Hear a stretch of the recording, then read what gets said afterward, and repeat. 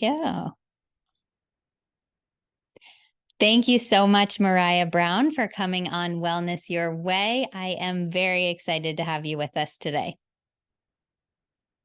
Happy to be here. Well, I think we have some similarities in background, so I am excited to dive into yours. Can you tell us a little bit about yourself and how you got here? Sure, absolutely. So, like you said, my name is Maraya Brown. I am a Yale and functional medicine trained women's health expert. Although, over the last year, I've actually started working with men as well, which has been a fascinating evolution. And the thing that we realized off camera that we already have in common is this life story of business to health. So, my undergrad was in marketing. I started with Fortune 50, and I was living between Cincinnati and LA, business suits, airplanes, and stilettos, and decided to become a midwife. And did the nurse practitioner training at Yale. And there's obviously a whole story that goes with that. But from brick and mortar, running the women's health in private practices, functional medicine practices, federally funded practices. I also did some international health work in Nicaragua, Haiti, and Ghana, and then moved 100% online in 2018. And now I help people, predominantly ambitious individuals, a lot of entrepreneurs and CEOs all over the world, really feel spectacular. hmm Amazing. It's such a hmm poignant way to put it. Really feel spectacular because every single person listening can say, I want that. And every single person, I imagine their version of that is a little bit different. And what you help them with might be a little bit different, but everyone Yep. wants to feel spectacular. Everyone wants to feel spectacular, and everyone deserves to feel spectacular. And I think many are accepting status quo, or they think that this is just normal. And I often remind people that just because it's common doesn't mean it's normal. If you're in your 30s, your 40s, your 50s, your 60s, your 70s, you can and absolutely deserve to feel spectacular. That's hmm so amazing. I would love to hear a little bit more about your journey on the way. And hmm specifically what I mean is, have you always had this orientation towards health? Have you always known you wanted to help people feel spectacular? Or how did Totally. this change? Yeah. Yeah. So I definitely grew up in an unconventional upbringing where my mom had a big garden and we had 260 acres of land. And if there was an ailment or a rash or a boo-boo, she would be showing me herbs. And I Wow. remember cultivating mullein for lungs and garlic and olive oil for ears, since I was a kid. Um, but I always thought I'd be in business. I was earmarked to go into leadership, and I thought I'd get my MBA and take that route. And I was living in Los Angeles. My best friend from high school asked me to be at her birth. And of course, I'll be there. And it changed my life. It literally felt like I was home. And I didn't know what to do with it. Yeah, I didn't know different routes to even be supporting women along their journey of birth. Um, and so I did the 4-day hike up to Machu Picchu in Peru, and it was along the hike I just decided, and I came back, enrolled in night classes, took my GRE, applied to grad schools, quit my job, booked a 1 year around the world trip with miles that I had accrued from traveling with Fortune 50. Yes. And yeah, so it took a year with me in a backpack and traveled around the world. And it was when I was volunteering in West Africa, I was in Ghana, that I was accepted at Yale. And so even at that point, I was at that point going, do I become an OBGYN? Do I become a nurse practitioner? Do I become a naturopathic physician? Um, and I look back, and even the kind of foundational education that I got was, it was still pretty Western medicine, nurse practitioner program at Yale. And for me, every spring break and every summer through that 3-year program, I was either in Hawaii or Nicaragua studying with the mountain midwives and the home birth midwives and studying La'au Lapa'au and doing Peruvian shamanism retreats and Reiki certifications. It's always been who I am. For as long as I've practiced, I never prescribed a whole lot. The nurses would always like, "Oh, Maraya sent in a prescription," you know? Um, and so this journey of wanting to help people along their health experience definitely came from that like life monumental earthquake shattering moment, but it's evolved. And it's, I think I'm not surprised that the way that I support people is a kind of more non-traditional route. um, I think Western medicine is really kind of the villain in a lot of ways. And I'm tired of people coming to me saying, you know, here's this laundry list of symptoms. And I went to my provider. They told me either my labs look normal, it's part of aging, or here's a prescription. And they feel very misunderstood. They often feel like there's a loss of trust, like these doctors that are supposed to have all of our answers, if they couldn't come up with my answer, is there even an answer out there? And so to go back to the foundation of course there's an answer and it's all relevant, our nutrition, our supplementation, our mindset, our sexuality, our past trauma, the medications we take, I mean, it's all relevant. It's been a fun journey. I really love what I do, and I love the way I get to support people around the world. That shines through. It's very evident from your website and your social media and your presence here that you do love what you do.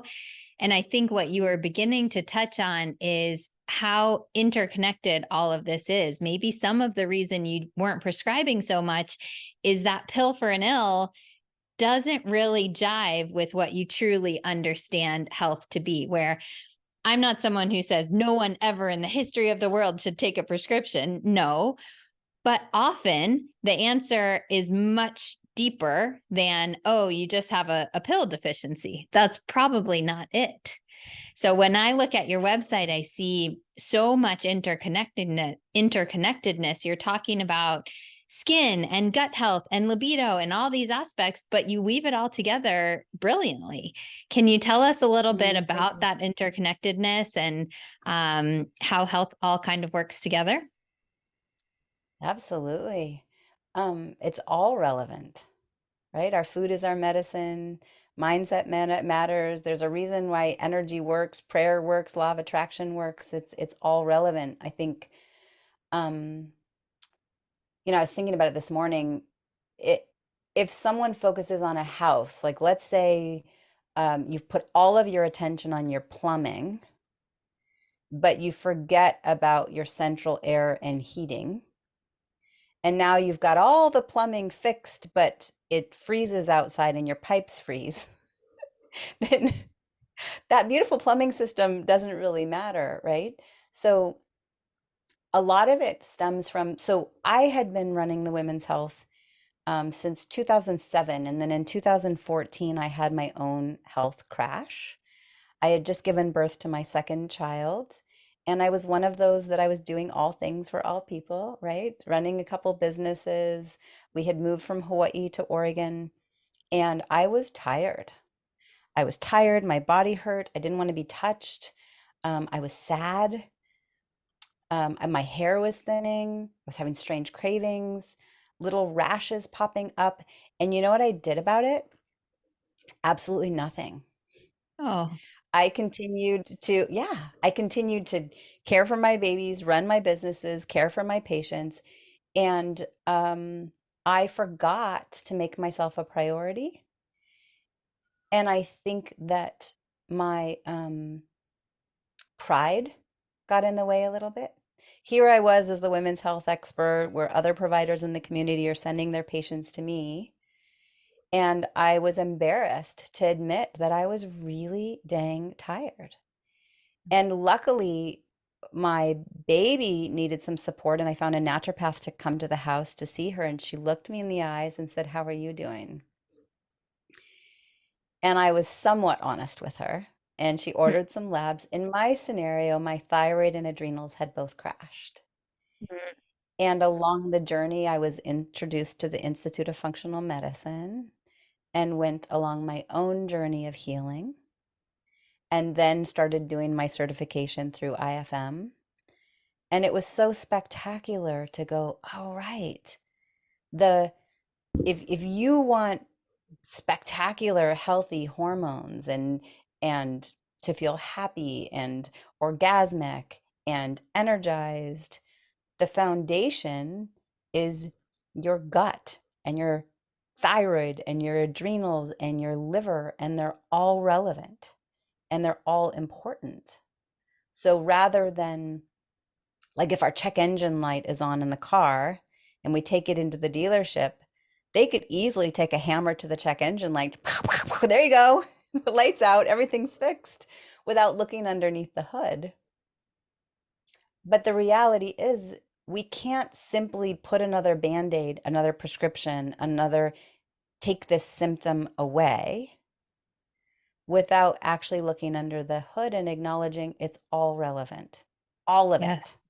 it. Your, like I said, your nutrition, your supplementation, your mindset, your sexuality, your trauma release, your lifestyle, your body movement, your over-the-counter use, your prescription use, all of it. Hmm.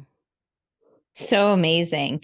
And I am guessing there are some people listening who are high achievers, like you mentioned, Hmm. and they are going, and they know deep inside they're tired. And they just heard you say, my thyroid and my adrenals and my gut. And they were like, wow, I have those three things too. I didn't even realize they were connected. Now, in functional medicine, we know how connected these are. And I tend to believe in most cases that it starts with the adrenals. That stress is the upstream thing that's throwing all the junk down there. Stress cannot be eliminated, nor should it be eliminated. But the way that we're not dealing with our stress is causing a lot of these issues. So Yeah. you work with so many of these stressed people. Can you talk to us about stress and the impact on our health? Yeah, yeah. First, a great read is I think it's called Why Don't Zebras Get Ulcers? Have you read it? Yes. Yes. It's such a good book for this topic. But Agreed. I first want to say that stress can be real or imagined. Mhm. Okay. So there's all different forms of stress that we are exposed to every day. It can be the water we're drinking, the air we're breathing, the food that we're eating, the food that we're not eating, the things that we're thinking, the ways that we're looking at our finances. Um, I even think like Brene Brown's work around, I listened to an interview by her and it was like, oh my God, that's so good. And what I remember hearing is this idea of love being such a vulnerable feeling and of Mhm. such a vulnerable emotion. And she tells the story of tucking her kids in to bed at night and feeling that deep, loving, vulnerable emotion, and in a split second, dress rehearsing tragedy. And so Wow. I, even in that, we butt up against success. We butt up against feeling something spectacular. And then often there's this unconscious step of, well, what if it comes crashing? I'm in love. What if it doesn't work? I made all this money. What if it doesn't work? I'm in love. I love my children. What if something happens to them? And so we're even creating stress just simply in how we be. Our dreams, the movies we watch, the news that we have playing in the background. I could go on and on. And so how is that stress impacting us? The way that I compartmentalize it is there's two buckets, there's two paths. It's stress or bless. The body can't exist in both at the same time. Okay. So it is either um, symbolically running from a lion in stress mode. I'm either going to be eaten or survive. I'm going to fight hard, run fast, freeze well, fawn, or it's in blessed space. In the blessed space, we have our hormones being produced, we have healthy digestion, so our gut dysbiosis is going away, our immune system is solid, right? So we're not getting sick. We have tremendous brain clarity. Women, we're having regular menstrual cycles, we're able to get pregnant, we're orgasmic, we're turned on, right? Libido, I always say cortisol is kryptonite to libido. Cortisol is what's being produced in light of stress. So in the stress space, like I said, it's real or imagined, right? It's coming from lots of different places. And when we're in the place of stress, go back to that example of you're running from a lion. Okay. What's not important? If you've got 120 seconds, you've got 60 seconds to figure out how to survive. The body is really smart. It turns digestion off. Okay. We don't need to properly digest that amazing kale quinoa salad that we just ate. Not important right now when you're in an acute space. It turns the immune system off. I'm running from that lion. Someone sneezes on me with COVID. Oh, shucks. But the body says, not going to deal with that right now. Not acute. Okay. So gut digestion's turned off. Immune system is turned off. Hormone production is turned off. You want to ovulate, you want a healthy libido, you want your serotonin and your hormones that make you feel happy. Of course, we all want that. Those are all in the bless bucket, but not important and not relevant in the context of survival. And so the ways in which we are experiencing stress, what we're being exposed to, is impacting all of it. So now our digestion is shut off. 70% of our immune system lives in our gut. 90% of our serotonin production comes from our gut. What's serotonin? It makes us feel happy. So now people come to me and they feel tired. They have brain fog. They're not sleeping well. They feel burnt out. They feel anxious or sad. Their libido's gone. They feel irritable. They're not having menstrual cycles. Women's experience of perimenopause and menopause is horrible. They're saying, I don't recognize myself in the mirror. I go, all right, let's look back at the last days, weeks, months, years, decades. What was the stress level like, whether it was real or imagined? And what did we do on a daily basis, weekly basis, to integrate routines that help the nervous system feel safe at a conscious and an unconscious level? I think I'm going to stop there. I've talked a lot. Any follow-up questions from all the things that I just said? So many. It's really, really great. And the listeners have heard in some way this idea of stress or bless. However, the way you put it is excellent. And I know is reaching new ears. I really appreciate that. I can hear the listeners say back, but how? I want to get in the blessed zone, but how? And you say these daily routines. Can you give us a few examples of exactly how people would do that? Absolutely. Let's keep it really simple. Start your day with water and gratitude and sunlight.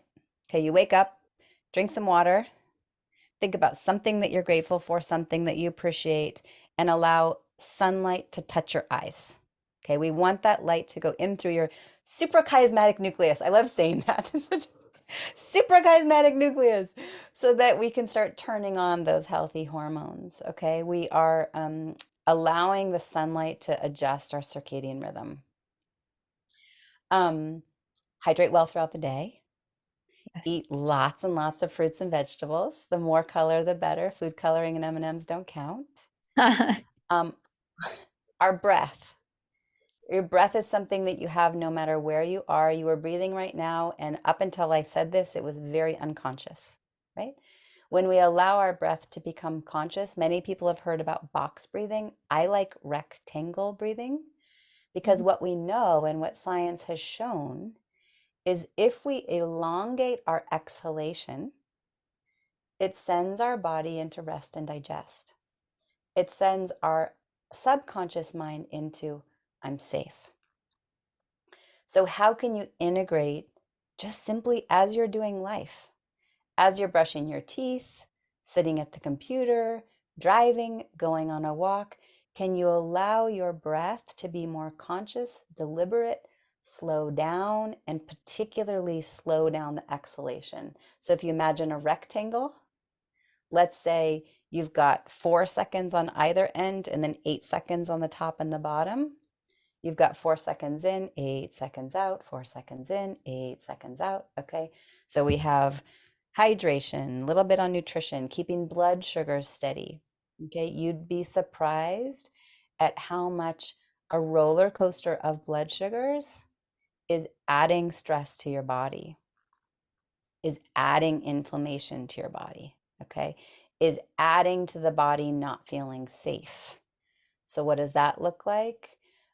Making sure that you're not skipping meals and pairing any carbohydrate. Hopefully, everybody who's listening knows basically what a carbohydrate is. Pairing that with always getting in quality protein, fat, and fiber. Okay. Um, I do want to put in a plug. There's a lot of people doing intermittent fasting. Um, I, for a long time, was not a big fan. I think for particularly for women, allowing ourselves to mirror it with where we are in our menstrual cycle, knowing that during the follicular phase or estrogen dominant phase, that first half of the cycle, our bodies are much more resilient. So yes, we can do some intermittent fasting, but to do it well, prepare for it, come out of it well. I'm not going to touch on that too much. And then the last thing I mean, I could talk about this forever, but your adaptogen elixirs, I'd love to talk a little bit about adaptogens, and then the bookends, making sure that you start and end your day with your bookends. What is your morning routine? What is your evening routine? And can that be consistent? Okay, I travel a lot.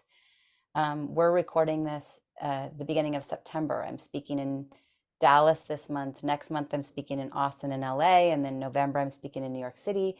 And I really put a lot of emphasis on my overall well-being, my immune health, and my sleep routine. And so that goes, I think, has a big impact by making sure that my bookends, the beginning and end of the day, are clear and concise and consistent, no matter where I am, no matter what time zone I'm in. It can go a long way to perpetually help both the conscious and unconscious mind go back to recalibrating. I'm safe. I could say so much more, but I'm going to stop there. Oh, it's so amazing. I know people are just scribbling down notes. I would love for you to just take it one step further on the travel, because I know we have lots of traveling consultants, traveling for pleasure, traveling lawyers. We have all the traveling people.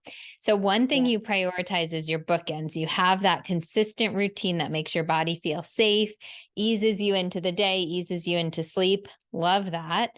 What are one or two other travel things that are important for your health while Yeah. on the go? Yeah. Okay. So what do I travel with?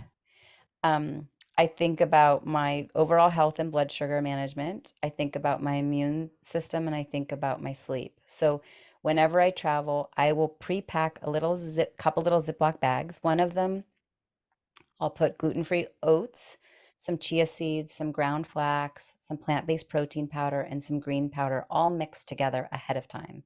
So I know that no matter where I am, I know that I can find water, right? I just mix water in, and there's my breakfast that I know is going to be consistent.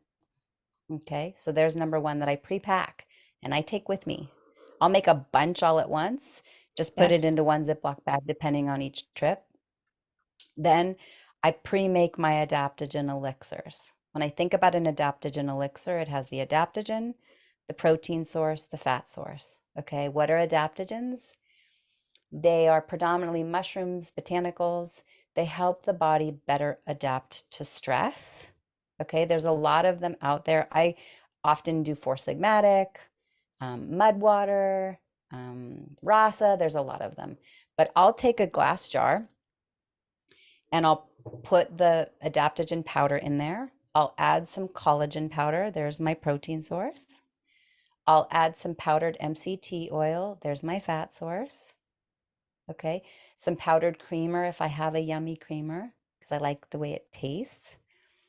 Often I'll add in some dandy blends to give it that kind of coffee-esque flavor. And I know it's going to be a good source of prebiotics for my gut. It's going to be good for my liver while I'm traveling. And now I have that pre-made. Once again, no matter where I go, all I need is hot water. I like to add a little bit of stevia or honey into mine. I can generally find stevia or honey wherever I'm traveling. And then sometimes some non-dairy milk if I haven't added a non-dairy creamer. So now I'm helping my body better adapt to stress. There's lots of adaptogens out there. I think it's important. We often think, oh, I'm just going to add in extra coffee to help myself deal. That's not serving you. Okay. If you're looking for more stamina, see if you can add in some cordyceps. If you're struggling with the brain fog, see if you can add in some extra lion's mane. And obviously, if we have a conversation, I can always help you personalize that, or I'm sure Megan or many people that have been interviewed on our podcast help a lot with that. And then the last piece is the bookend for the evening routine. For me, it's always going to go back to gratitude, making sure that I set boundaries with screens. You go back to that sunlight on your eyes in the morning. The blue light from phones and computers and TVs really is not serving you for your hormones that are going to help you sleep, for your wind down, for your mood. And so having the self-discipline to bring up actual paper turning book, a journal, do some body movement. Body movement can be broken into like 5 to 10 minute increments. It doesn't have to be this huge thing. And oh my God, I could say so much just on that. And so then my evening bookend, I pre-make a little packet. Once again, for me, it has calm. So I'm getting the magnesium. It has ground flax. So now I'm making sure that I'm staying regular, even when I travel, especially for the women listening. We have to poop every day. Okay, everybody poops. And the fiber is also going to be feeding my gut microbiome. I'll mix in some inositol powder into that. So now I'm supporting my blood sugars throughout the day. Okay, so the evening there's calm, ground flax, inositol, and then once again, I premix a little bit of my favorite green powder in there. Okay, so now I'm going, all right, what are these bookends where I'm getting quality protein, right? I'm getting quality greens, I'm getting quality fiber, no matter where I am. And I can make big batches of it, just take one Ziploc bag for each trip. And once again, all I need is water. Depending on where I travel to, I'll right away go to a store or do an Instacart delivery and I'm getting filtered water. Or I travel with my my Berkey water bottle. So it's filtered, not in plastic, not plastic water bottles, but actually filtered water. And if that's too complicated for you and you're like, okay, now I'm over, like, okay, I can't do it too much, just find some water. Yeah. Even like I've had a room service, just bring me a pot of hot water. Um, Hopefully that's helpful. There's so It's much I would so love to say, but I helpful. think that's enough for Yes. now. I love so many of the things that you're saying. I think finding the blends that work for you, and you've given people an amazing set of 3 different blends that you use.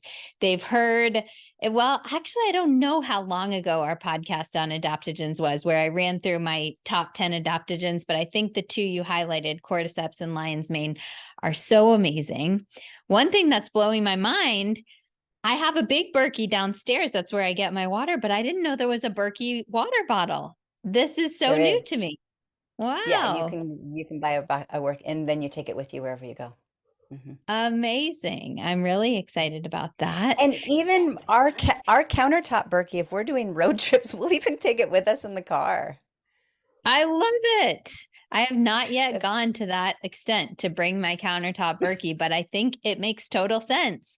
What the listeners are hearing is Maraya being so dedicated to the things that make her feel alive. And I know that some people, probably not our listeners, but some people, when they're first starting on this journey, it's like, oh, that sounds hard. But I bet you would say, Yeah, but the alternative is way harder. This is not hard if you do the things to make it easy enough on yourself. You're making that in big batches, you're in a routine, you're practiced by now, and you've grown it over time. And it's so worth it to feel good. Do you agree? I'll say two things. One, you either pay now or you pay later. And if you pay later, I can promise you it's much more grand. Mm. And one without their health has one dream. One with their health has many.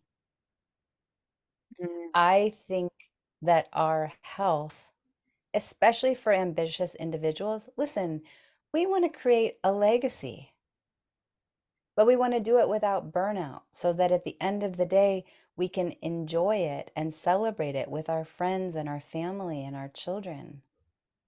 Um, we get to invest in ourselves. And what happens is we're all constantly putting out the fire in front of us. And there's lots of them to put out that are all important. But I believe our health is that pillar that we cannot neglect. Yeah. Yes. Amazing. Well, I would be remiss if I didn't touch just briefly on one of your favorite topics, I believe, which is hormones, hormone balance, all of this. And this could be 25 or 2,500 podcast episodes. But maybe how we take it, since we're talking about stress, is how does stress relate to sex hormone imbalances? And how do you help people Yeah. improve their hormones? Yeah. Yeah.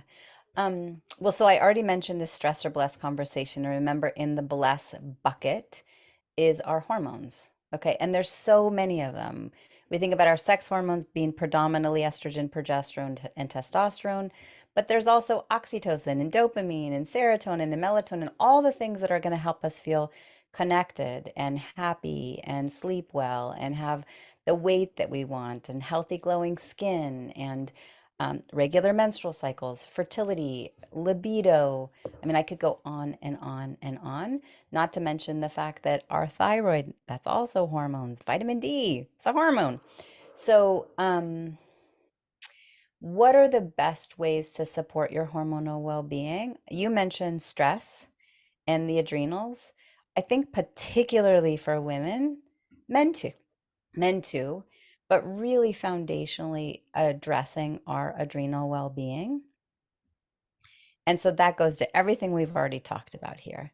The thing I want women to hear is perimenopause is generally around age 35 to 55. Okay, average age of menopause is 51. And for women that are as young, I say young as 35. If you're younger than that, then you're young. As young as 35, perimenopause can start that early. We just don't realize it. The symptoms are very silent. They're very subtle. But what happens is as the ovaries start slowing down, sometimes they'll start slowing down for women as early as between 35 and 40. Others, it's between 45 and 50. Part of that being the HPA axis. I don't know if you've talked much about the HPA axis in this podcast, but um, as the ovaries start slowing down a bit, it's the adrenals that get the knock on the door. Knock, knock, your turn.